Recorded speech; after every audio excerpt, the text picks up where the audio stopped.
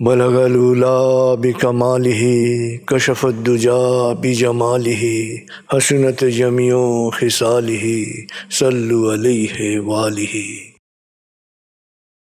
बलगल उला बिकमालिही कशफद्दुजा बिजमालिही हसनत जमियो खिसालिही सल्लु अलैहि वालिही। হাদিস পাঠের আসর। প্রিয় শরীদ, আসসালামু আলাইকুম। আপনার উপর শান্তি বর্ষিত হোক। আমি শহীদ আল বুখারী মহাজাতক। হাদিস শরীফ বাংলা মর্মবাণী পাঠের আসরে আপনাকে স্বাগত জানাচ্ছি। পরম করুণাময় আল্লাহ রাব্বুল আলামিনের কাছে গভীর কৃতজ্ঞতা প্রকাশ করছি এই আসরের আয়োজন করার তৌফিক দেওয়ার জন্যে।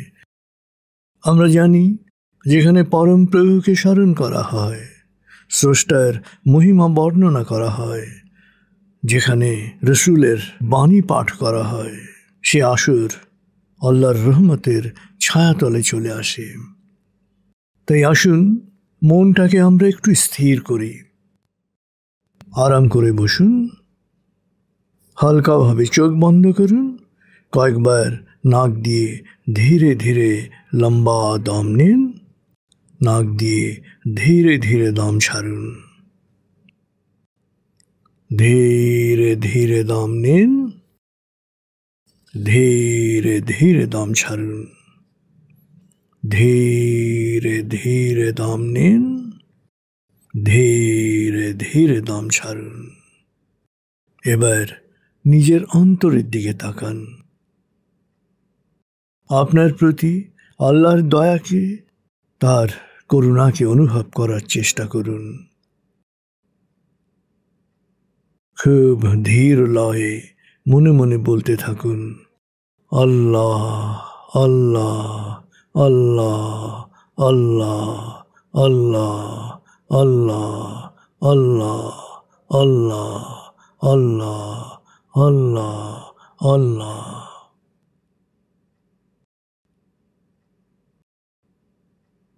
খুব ধীর লয়ে মনে মনে বলতে থাকুন, আল্লাহ আল্লাহ আল্লাহ আল্লাহ আল্লাহ আল্লাহ আল্লাহ আল্লাহ আল্লাহ আল্লাহ।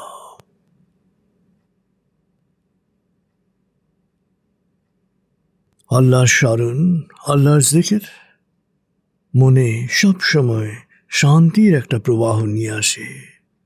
আল্লাহ আল্লাহ আল্লাহ আল্লাহ আল্লাহ আল্লাহ আল্লাহ।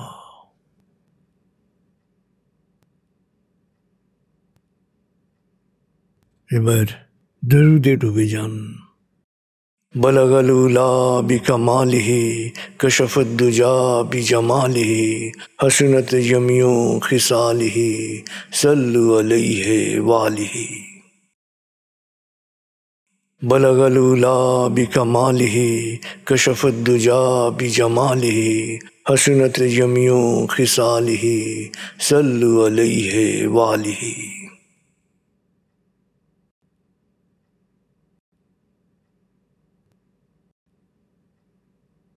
মহানবীর বাণী শোনার জন্য আপনার প্রস্তুতি সম্পন্ন হয়েছে।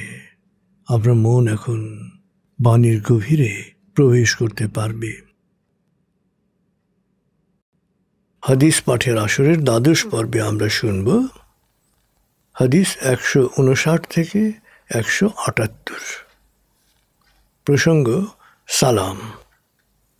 এই হাদিস গুচ্ছে সামাজিক শান্তি ও নিরাপত্তার জন্যে সালামের গুরুত্ব যেভাবে বর্ণনা করা হয়েছে, একইভাবে সালামের প্রক্রিয়া, সালামের উপকারিতা, সালাম এবং সালামের জবাব কীভাবে দেওয়া উচিত সে সম্পর্কেও খুব সুন্দরভাবে, সহজভাবে আলোকপাত করা হয়েছে। আমরা এবার হাদিসের মর্মবাণীর গভীরে ডুবে যাব। হাদিস 159। আসসালামু আলাইকুম বলে সবাইকে আগে সালাম দাও। বর্ণনাকারী আবু উমামা রাদিয়াল্লাহু আনহু, গ্রন্থনা আবু দাউদ মিশকাত। হাদিস 160। সর্বত্র সালামের প্রচলন করো, অর্থাৎ প্রথম সুযোগেই আগে সালাম দাও, তোমরা লাভ করবে শান্তি ও নিরাপত্তা। বর্ণনাকারী বারা ইবনে আজিব রাদিয়াল্লাহু আনহু, গ্রন্থনা আহমদ মুফরাদ। হাদিস 161।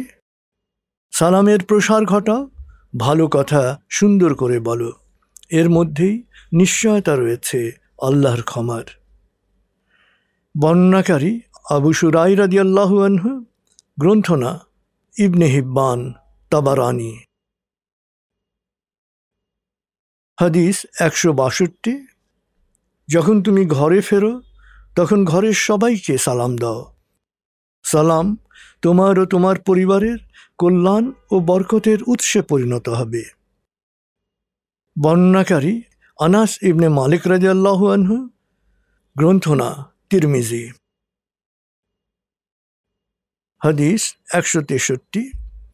বিশ্বাসী ছাড়া কেউ জান্নাতে প্রবেশ করতে পারবে না। তোমরা সংঘবদ্ধ হয়ে পরস্পরকে ভালো না বাসলে কখনো বিশ্বাসী হতে পারবে না। আর পরস্পরকে ভালোবাসতে হলে পরস্পর সালাম দেওয়ার রেওয়াজ চালু করো। বর্ণনাকারী আবু হুরায়রা রাদিয়াল্লাহু আনহু, গ্রন্থনা মুসলিম। হাদিস 164। নবীজি সাল্লাল্লাহু আলাইহি ওয়াসাল্লাম বলেছেন, যে আল্লাহর নিকটবর্তী সেই সব সময় অন্যকে সালাম দেওয়ার ক্ষেত্রে হয় অগ্রবর্তী। বর্ণনাকারী আবু উমামা রাদিয়াল্লাহু আনহু, গ্রন্থনা আবু দাউদ তিরমিজি। হাদিস 164 ক। আগে সালাম প্রদানকারী অহংকার থেকে রক্ষা পায়। বর্ণনাকারী আব্দুল্লাহ রাদিয়াল্লাহু আনহু, গ্রন্থনা বাইহাকি। হাদিস 165। ইসলামে সর্বোত্তম কাজ হচ্ছে পরিচিত অপরিচিত নির্বিশেষে সবাইকে আগে সালাম দেয়া, আসসালামু আলাইকুম বলা এবং অভুক্ত মানুষকে খাওয়ানো। বর্ণনাকারী আব্দুল্লাহ ইবনে আমর রাদিয়াল্লাহু আনহু, গ্রন্থনা বুখারী, মুসলিম, নাসাই। হাদিস 166। হে মানুষ, পরস্পরকে সালাম দেওয়ার রেওয়াজ চালু করো, অভুক্তদের খাবার দাও, আত্মীয় স্বজনের সাথে সদ্ব্যবহার করো, সবাই যখন ঘুমিয়ে থাকে তখন নামাজে নিমগ্ন হও, তুমি নির্বিঘ্নে জান্নাতে প্রবেশ করবে। বর্ণনাকারী আব্দুল্লাহ ইবনে সালাম রাদিয়াল্লাহু আনহু, গ্রন্থনা তিরমিজি। হাদিস 167। তোমরা যখন কোনো সমাবেশে উপস্থিত হও তখন আগে সালাম দাও, সেখান থেকে বিদায় নেওয়ার সময়ও সালাম দিয়ে বিদায় নাও। বর্ণনাকারী আবু হুরায়রা রাদিয়াল্লাহু আনহু, গ্রন্থনা আবু দাউদ তিরমিজি। হাদিস 168। যখন কোনো সমাবেশে যোগ দেবে তখন আগে সালাম দেবে, সেখান থেকে চলে যাওয়ার সময়ও সালাম দেবে। যদি পুনরায় সেখানে উপস্থিত হও তাহলে আবার সালাম দেবে। দ্বিতীয় সালাম প্রথমবার সালাম দেওয়ার মতোই গুরুত্বপূর্ণ। বর্ণনাকারী আব্দুল্লাহ ইবনে মাসুদ রাদিয়াল্লাহু আনহু, গ্রন্থনা আহমদ, নাসাই। হাদিস 168 ক। দলবদ্ধভাবে হেঁটে যাওয়ার সময় সেখান থেকে একজন সালাম দিলেই যথেষ্ট। একইভাবে বসা ব্যক্তিদের মধ্য থেকেও একজন সালামের জবাব দেয় যথেষ্ট। বর্ণনাকারী আলী ইবনে আবু তালিব রাদিয়াল্লাহু আনহু, গ্রন্থনা আবু দাউদ বাইহাকি। হাদিস 169। যখন তোমার কারো সাথে দেখা হয় তাকে সালাম দাও। যদি কোনো গাছ বা দেয়ালের আড়ালে চলে যাওয়ার পর আবার তোমাদের দেখা হয় তখন আবার সালাম দাও। বর্ণনাকারী আবু হুরায়রা রাদিয়াল্লাহু আনহু, গ্রন্থনা আবু দাউদ। হাদিস 170। যানবাহনে আরোহণকারী পদচারীকে সালাম দেবে, পদচারী বসা ব্যক্তিকে সালাম দেবে, কম সংখ্যক মানুষ বেশি সংখ্যক মানুষকে সালাম দেবে, আর বয়সে ছোটরা সালাম দেবে বড়দেরকে। এটাই সালামের সাধারণ নিয়ম। বর্ণনাকারী আবু হুরায়রা রাদিয়াল্লাহু আনহু, গ্রন্থনা বুখারী মুসলিম। হাদিস 171। দুজন পথ চলার সময় যে পদচারী প্রথম সালাম দেবে সেই উত্তম। বর্ণনাকারী জাবির রাদিয়াল্লাহু আনহু, গ্রন্থনা মুফরাদ। হাদিস 172। শিশুদের আগে সালাম দাও। বর্ণনাকারী আনাস ইবনে মালিক রাদিয়াল্লাহু আনহু, গ্রন্থনা বুখারী মুসলিম। হাদিস 173। নবীজি সাল্লাল্লাহু আলাইহি ওয়াসাল্লাম যখন কোনো গোত্রের কাছে যেতেন তখন তিনি তাদের আগে সালাম দিতেন, পরপর 3 বার সালাম দিতেন। বর্ণনাকারী আনাস ইবনে মালিক রাদিয়াল্লাহু আনহু, গ্রন্থনা বুখারী। হাদিস 174। আমরা মেয়েদের একটি দল মসজিদে বসেছিলাম। নবীজি সাল্লাল্লাহু আলাইহি সাল্লাম পাশ দিয়ে যাওয়ার সময় আমাদের সালাম দিলেন। বর্ণনাকারী আসমা বিনতে ইয়াজিদ রাদিয়াল্লাহু আনহা, গ্রন্থনা আবু দাউদ তিরমিজি। হাদিস 174 ক। নবীজি সাল্লাল্লাহু আলাইহি ওয়াসাল্লাম সুফা চত্বর দিয়ে মসজিদে প্রবেশ করতেন। সুফা চত্বর অতিক্রমের সময় এমনভাবে সালাম দিতেন যে যারা ঘুমিয়ে আছেন তাদের ঘুমের কোনো ব্যাঘাত ঘটত না, আর যারা জেগে আছেন তারা সবাই স্পষ্টভাবে সালাম শুনতে পেতেন। বর্ণনাকারী মিকদাদ ইবনে আল আসওয়াদ রাদিয়াল্লাহু আনহু, গ্রন্থনা মুসলিম তিরমিজি। হাদিস 175। মুসলমান, ইহুদি ও মূর্তি পূজকদের এক সমাবেশের পাশ দিয়ে যাওয়ার সময় নবীজি সাল্লাল্লাহু আলাইহি ওয়াসাল্লাম সবাইকে সম্বোধন করে সালাম দিলেন, আসসালামু আলাইকুম। বর্ণনাকারী ওসামা ইবনে যায়েদ রাদিয়াল্লাহু আনহু, গ্রন্থনা বুখারী মুসলিম। হাদিস 176। নবীজি সাল্লাল্লাহু আলাইহি ওয়াসাল্লাম বলেন, সুন্দর ও পরিপূর্ণভাবে সালামের জবাব না দেয়া কৃপণ মনের প্রকাশ। নিঃসন্দেহে সেই কৃপণদের একজন। বর্ণনাকারী আবদুল্লাহ ইবনে আমর রাদিয়াল্লাহু আনহু, গ্রন্থনা মুফরাদ বুখারী। হাদিস 177। সালাম পূর্ণতা পায় হাত মেলানো বা করমর্দনের মাধ্যমে। বর্ণনাকারী আবদুল্লাহ ইবনে মাসউদ রাদিয়াল্লাহু আনহু ও আবু উমামা রাদিয়াল্লাহু আনহু, গ্রন্থনা বাইহাকি তিরমিজি। হাদিস 178। যখন দুইজন বিশ্বাসী মিলিত হয় এবং আন্তরিকভাবে করমর্দন করে অর্থাৎ হাত মেলায়, তখন তারা পৃথক হওয়ার আগেই তাদের পাপ মোচন করা হয়। বর্ণনাকারী বারা ইবনে আজিব রাদিয়াল্লাহু আনহু, আবু হুরায়রা রাদিয়াল্লাহু আনহু, গ্রন্থনা বাজ্জার, আবু দাউদ। প্রিয় শরীদ, সালাম সংক্রান্ত হাদিস গুচ্ছ আমরা শুনলাম। একজন সাধারণ জ্ঞান সম্পন্ন মানুষ যখন মনোযোগ দিয়ে এই হাদিসগুলো শুনবেন তখন আসসালামু আলাইকুম, আপনার উপর শান্তি বর্ষিত হোক, এই বাণীর স্মার্টনেসে, এই বাণীর চির আধুনিকতায় তিনি বিস্মিত হবেন। আসলে কারোর সাথে যখন দেখা হচ্ছে, আপনি যখন আসসালামু আলাইকুম বলছেন, আপনি তার শান্তি কামনা করছেন। আর সারা পৃথিবীতে এখন এই শান্তিরই সবচেয়ে বেশি অভাব। হিংসা, ঈর্ষা, ঘৃণার বিস্তার ঘটেছে পারস্পরিক শান্তি কামনার অভাব থেকেই।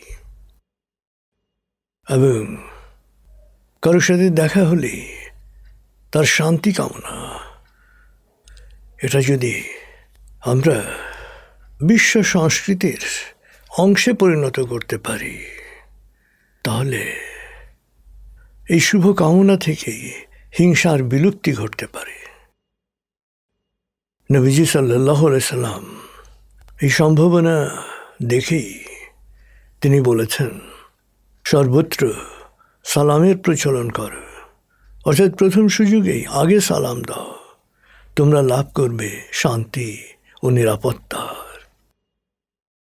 এবং তিনি বারবার সবাইকে আগে সালাম দেওয়ার উপরে গুরুত্ব আরোপ করেছেন এবং তিনিও ছোট বড় নির্বিশেষে সবাইকে আগে সালাম দিতেন। এবং সালাম কখন দিতে হবে, কিভাবে দিতে হবে, ঘরে কিভাবে দিতে হবে, মজলিসে কিভাবে দিতে হবে, বৈঠকে কিভাবে দিতে হবে, পথে চলাচলের সময় কিভাবে দিতে হবে, তার সব কিছুই বর্ণিত হয়েছে আজকের হাদিস গুচ্ছের। এবং তিনি পরিষ্কার বলেছেন, সালাম পূর্ণতা পায় হাত মেলানো বা করমর্দনের মাধ্যমে। এবং আসসালামু আলাইকুম এর জবাবে কমপক্ষে বলতে হবে ওয়া আলাইকুমুস সালাম, আপনার উপরও শান্তি বর্ষিত হোক। এবং সালামের পরিপূর্ণ জবাব না দেওয়াটাকে নবীজি কৃপণতা হিসেবে উল্লেখ করেছেন, যে সালামের পরিপূর্ণ জবাব যে না দিল সে আসলে কৃপণ। এবং সালামকে নবীজি সাল্লাল্লাহু আলাইহি সাল্লাম ইসলামের সর্বোত্তম কাজ হিসেবে বর্ণনা করেছেন। তাছাড়া মুসলমানদের একে অপরের প্রতি অধিকার হচ্ছে এই সালাম এবং সালামের জবাব। বুখারী এবং মুসলিম শরীফে উল্লেখিত আবু হুরায়রা রাদিয়াল্লাহু আনহু বর্ণিত একটি হাদিসে বলা হয়েছে, একজন মুসলমানের প্রতি আরেক মুসলমানের 5টি অধিকার আছে।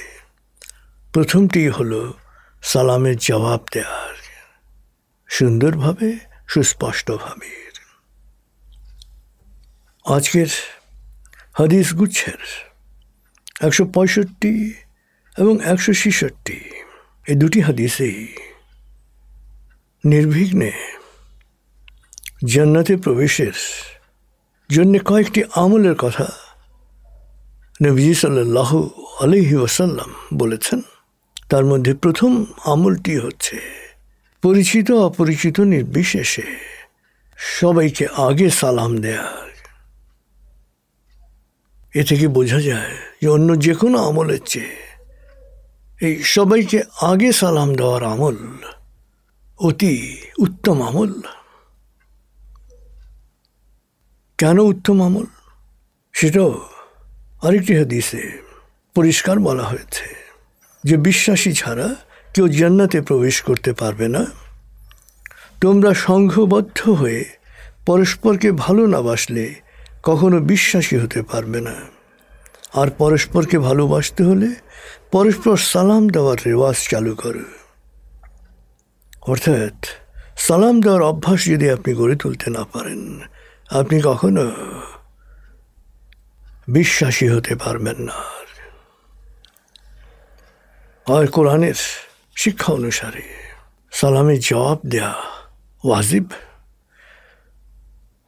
সূরা নিসার 86 নম্বর আয়াতে আল্লাহ তাআলা বলেন, কেউ যখন তোমাদের সালাম দেয় তখন তোমরা কমপক্ষে সেরকম অথবা তার চেয়েও বেশি সম্মান সহকারে সালামের জবাব দেবে।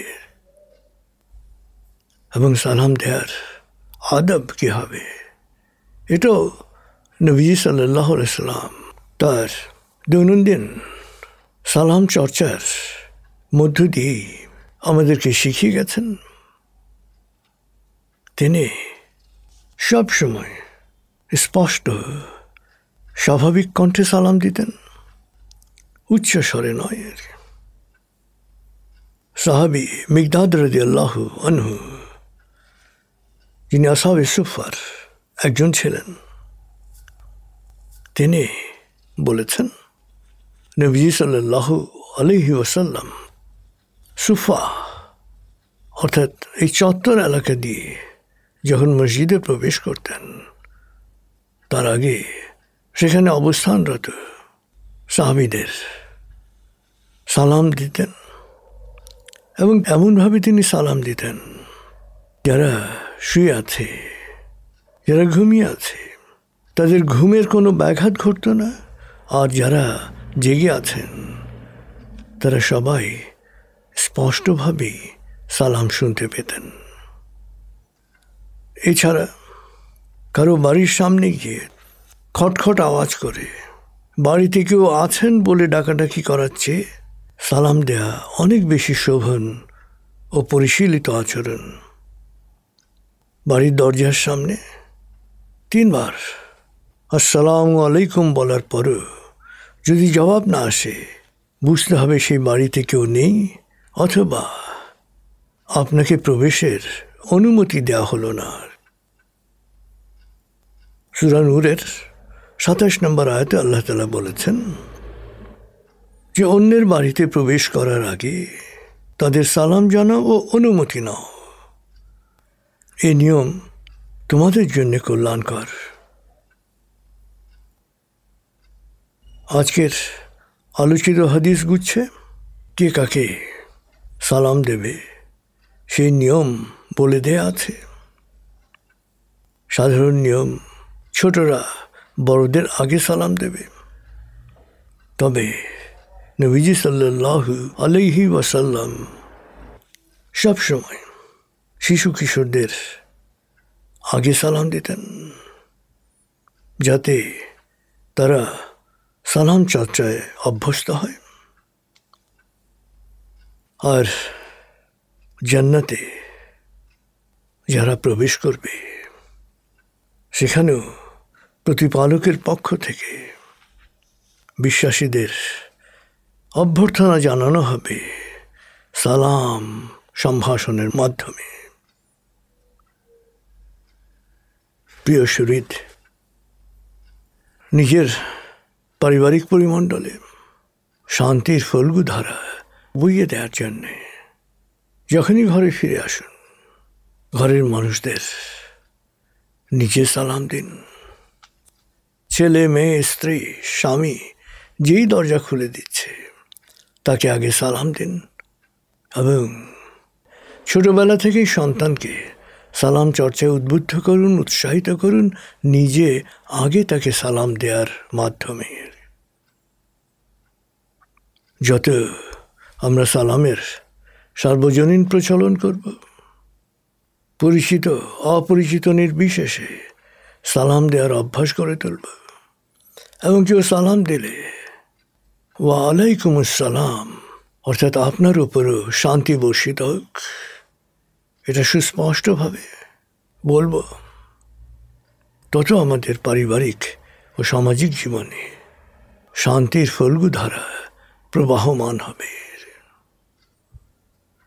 প্রিয় শরীর, এবার একটু সময় নিন, অবলোকন করুন সালাম চর্চার ক্ষেত্রে আপনার অবস্থান কোথায়। আপনি কি সবাইকে আগে সালাম দেওয়ার চেষ্টা করেন? কেউ সালাম দিলে আপনি কি সুস্পষ্টভাবে সালামের জবাব দেন? আপনি কি ঘরের ছোটদেরকে আগে সালাম দেন? আপনি কি শিশু কিশোরদের আগে সালাম দেন? আপনার সন্তান কি সালাম দেয় অভ্যস্ত হয়ে উঠেছে? সময় নিয়ে অবলোকন করেন। এক্ষেত্রে কোনো ফাঁক থাকলে, কোনো অসুবিধা থাকলে আজ থেকেই সুন্দরভাবে নিজের জীবনে সালাম চর্চার প্রয়োগ শুরু করেন এবং আপনি যাতে সালাম দেওয়াতে অগ্রগামী হতে পারেন সেই জন্যে পরম করুণাময়ের কাছে রহমত প্রার্থনা করুন।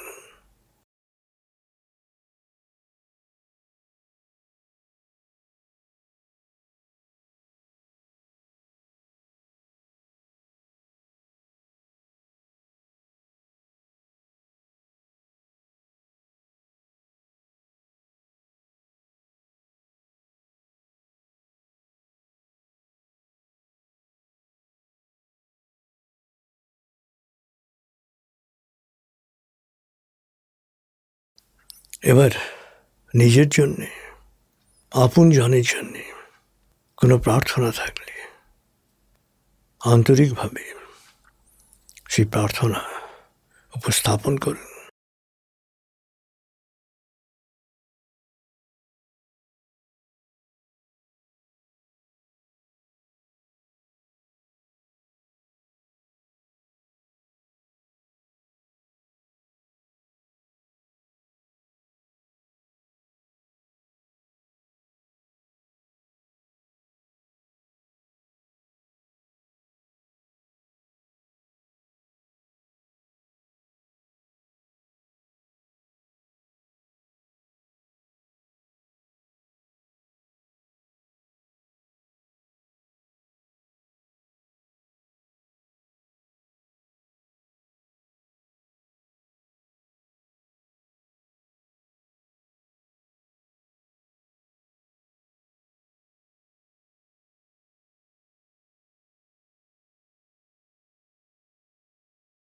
এবার আল কোরআনের দোয়ায় মনোনিবেশ করুন।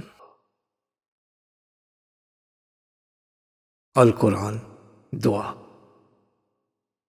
আল কোরআনের মূল শিক্ষা শুকরিয়া ও দোয়া।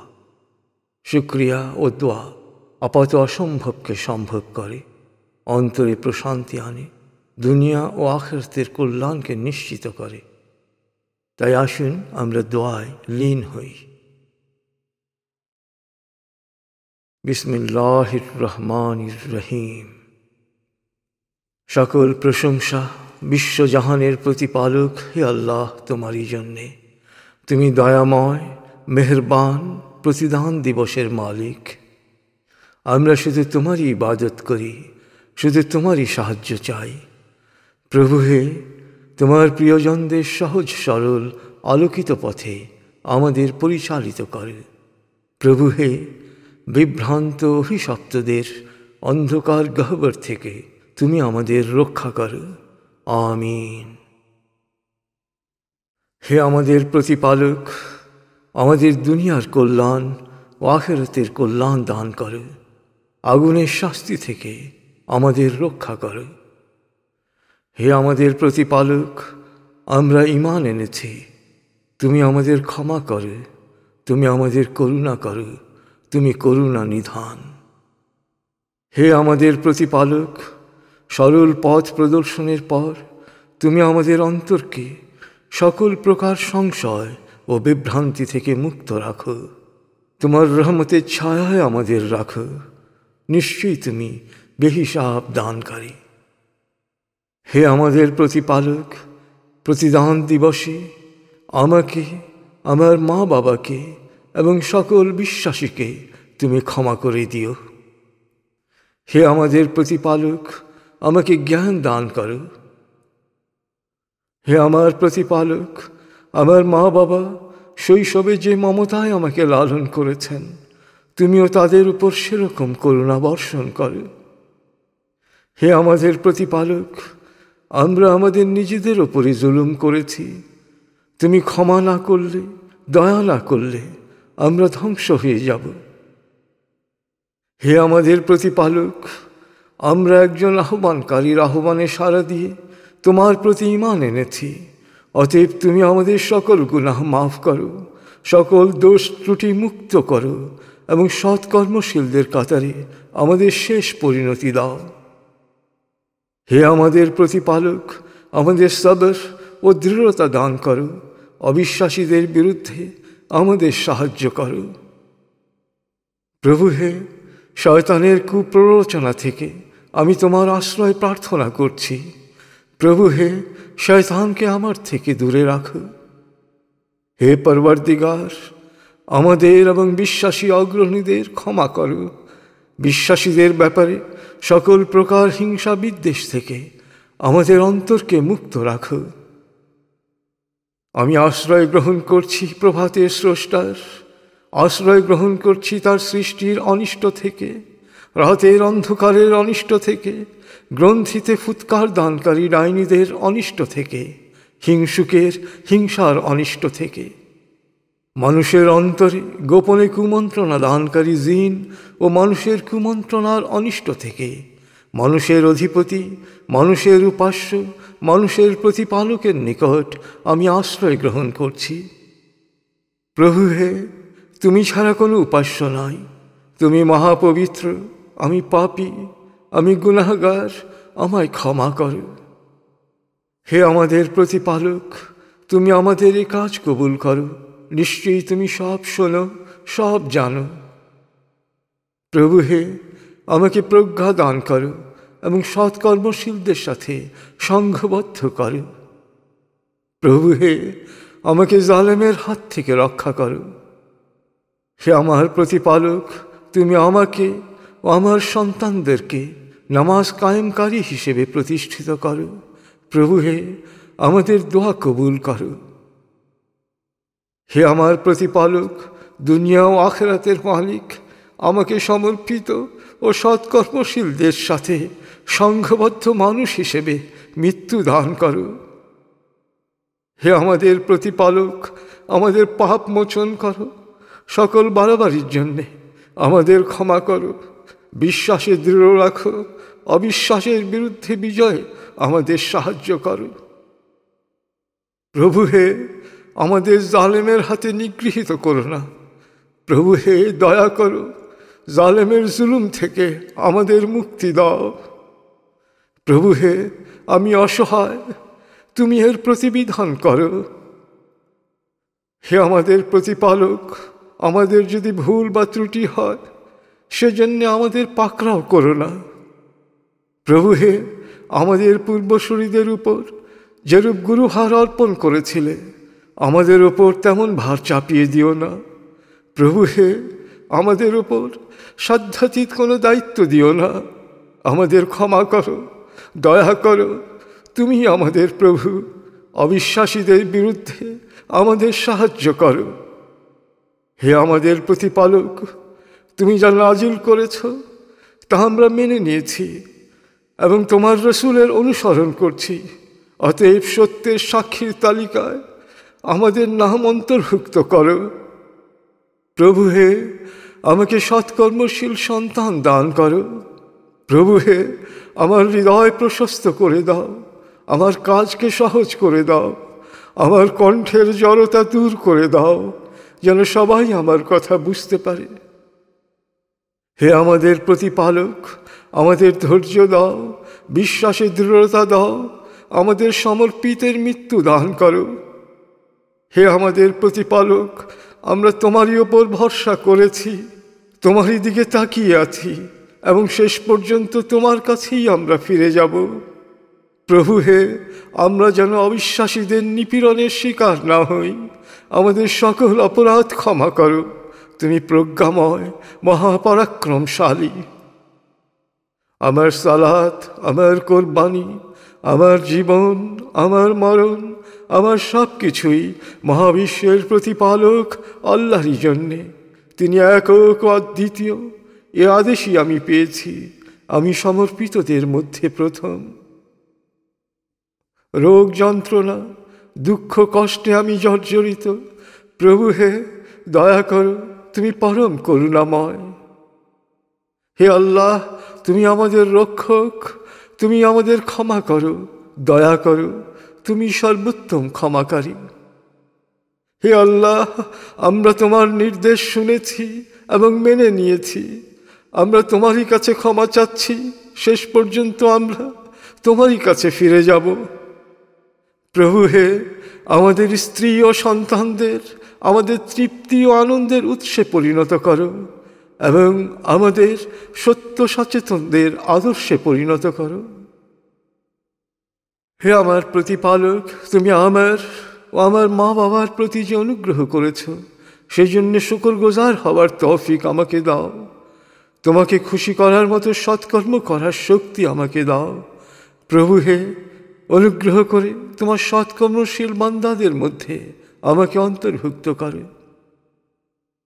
হে আল্লাহ, সকল ক্ষমতার মালিক, তুমি যাকে ইচ্ছা ক্ষমতা দান করো, যাকে ইচ্ছা ক্ষমতাচ্যুত করো, যাকে ইচ্ছা সম্মানিত করো, যাকে ইচ্ছা অপমানিত করো।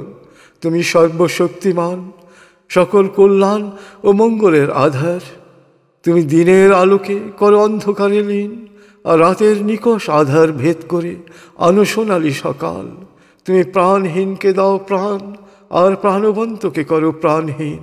তুমি যাকে চাও বেহিসাব রিজিক দান করো।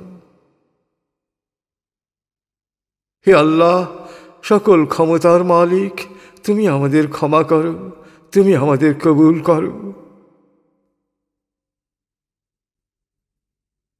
আমার ত্যাগ, আমার স্মরণ, আমার মেধা, আমার মনন, আমার কলম, আমার বচন, আমার শক্তি, আমার ধন, আমার জীবন, আমার মরণ, আমার সব কিছুই মহাবিশ্বের প্রতিপালক হে আল্লাহ তোমায় করছি সমর্পণ।